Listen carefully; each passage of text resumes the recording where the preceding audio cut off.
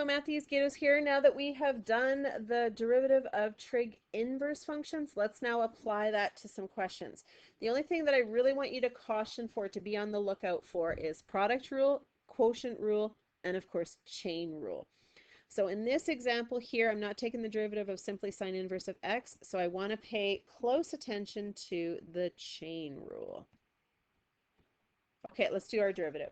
So y prime is equal to, the derivative of sine inverse is 1 over the root of 1 minus x squared. Well, in this case, this whole thing is x. So that's going to be 3x squared squared. And then I have to multiply that by the derivative of the inside. So the derivative of 3x squared is 6x, and I'll write that over 1. So I have paid attention to my chain rule. So on the top, I have 1 times 6x. And in the bottom, I have the root of 1 minus 9x exponent 4. Now, I could rationalize the denominator, but looking at that, looking ahead at the question, if I were to rationalize the denominator, I could factor 1 minus 9x exponent 4 as a difference of squares, but that's not really going to help me simplify my function, so I'm just going to leave it simply like that. Okay, let's try another one. So here we have a derivative of sine inverse, and again I see that it's not just x, so I am going to pay attention to my chain rule. Okay, so y prime is equal to, derivative of sine inverse is 1 over the root of 1 minus x squared, and x in this case is this whole thing, so 1 minus x squared squared, and then of course I need to multiply that by the derivative of the inside, applying my chain rule. So derivative of 1 is 0, derivative of negative x squared is negative 2x all over 1. Okay, so y prime. In the top, negative 2x. In the bottom, I'm going to have the square root of 1 minus, let's expand this. So 1 minus 2x squared plus x exponent 4.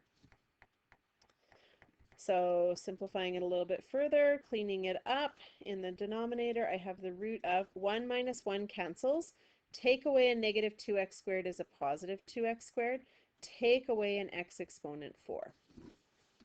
Now I'm definitely not going to rationalize the denominator because that would create a big mess, but I do notice that in the denominator I have a perfect square factor, and we don't leave perfect square factors in roots. So I am going to simplify that by writing it as negative 2x over the square root of x squared, and then factor it out. 2x squared minus, divided by x squared, is 2, minus x exponent 4 divided by x squared is x squared. Now, it would be nice if we just said the square root of x squared is just x, but that's not necessarily true. So we have to go to a piecewise function. So the square root of x squared actually is positive or negative x. It's going to be positive x when x is greater than 0, and it's going to be negative x if x is less than 0. Let's look at that a little closely. So x times x would give me x squared, and negative x times negative x also gives me x squared, so that's why the square root has to be plus or minus. So now that I have a piecewise function, I'm going to write my derivative as a positive piece and a negative piece. So let's do that. I'll start firstly with my positive piece.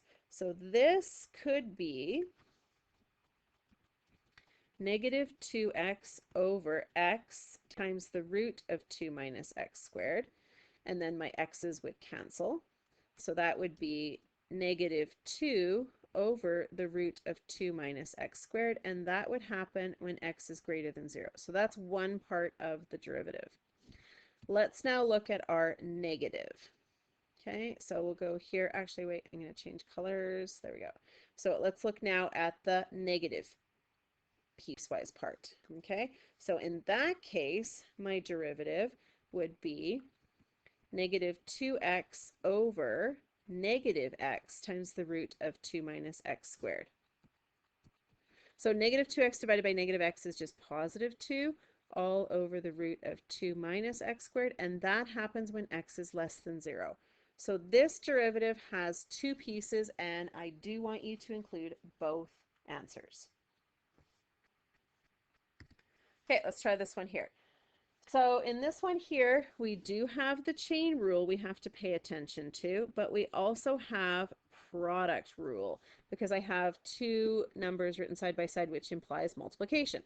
So I have to do 1d2 plus 2d1. Let's just do that on the side here to save up some space. So 1 represents the first function, which is x. d2, the derivative of tan inverse of x squared. Well, the derivative of tan inverse is 1 over x squared, but x is root x in this example. And then multiplied by the derivative of the inside.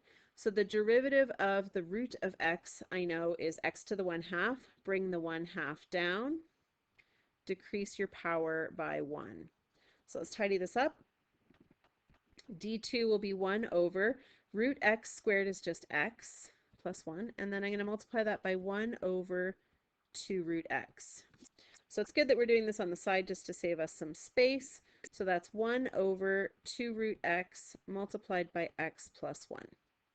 Okay, now let's look at, we've done 1d2. Let's look at 2 and d1. So 2 is just your tan inverse of root x.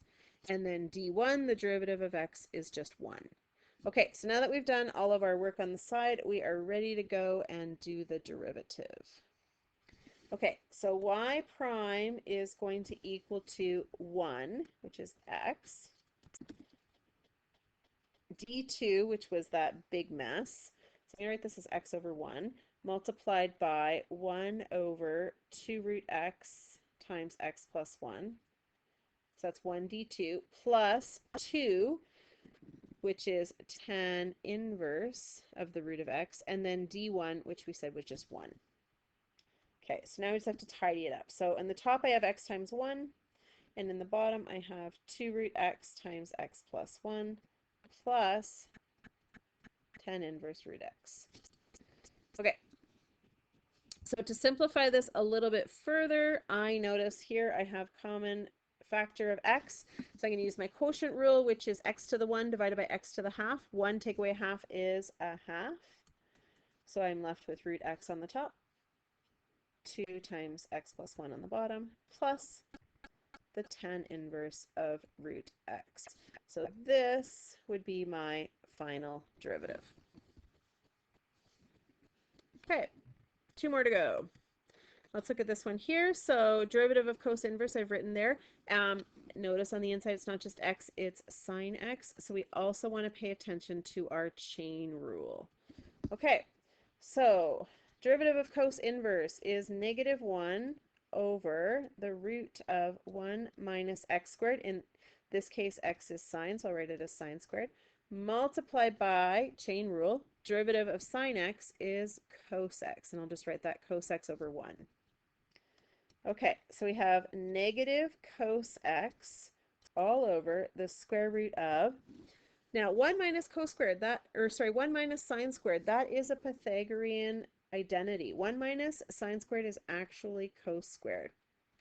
And because we have a square root, we again have one of those piecewise functions. So let's look at that. So the square root of cos squared x could equal to cos x or negative cos x. Now, I don't want you to worry about the values of x that make cosine positive or negative.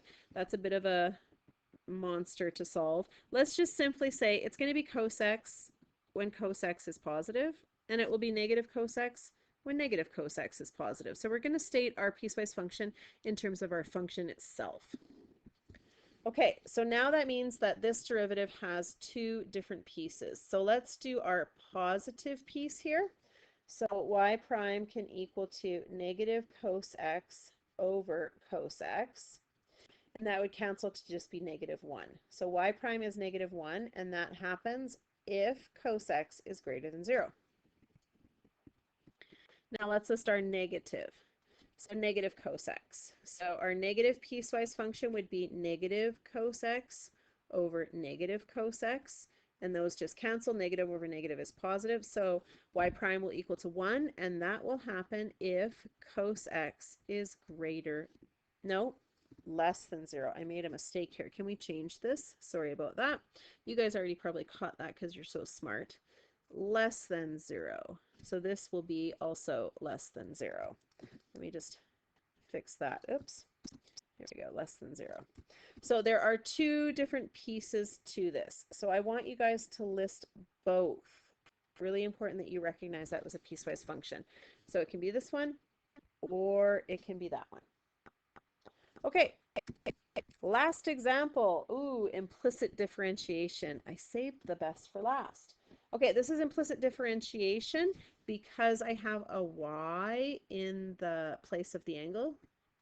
So I have to pay attention to that. And I also have to pay attention to chain rule because it's not just the derivative of tan inverse of x. So here I see that I'm going to have quotient law. Okay, so we can do quotient law on the side here. So remember, quotient law is low d high minus high d low.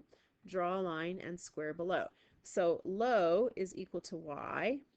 D high is equal to, oh, d high, the derivative of the high, derivative of x is just equal to 1. And then we have high, which is x, and d low, the derivative of the low is y prime. Okay, let's put all that together in a question here. So y prime is going to equal to, derivative of tan inverse is 1 over x squared. Well, in this case, x is x over y squared plus 1. Multiplied by the derivative of the inside. So this is where we're going to do our quotient law. So low and then d high minus high and then d low. Draw a line and square below.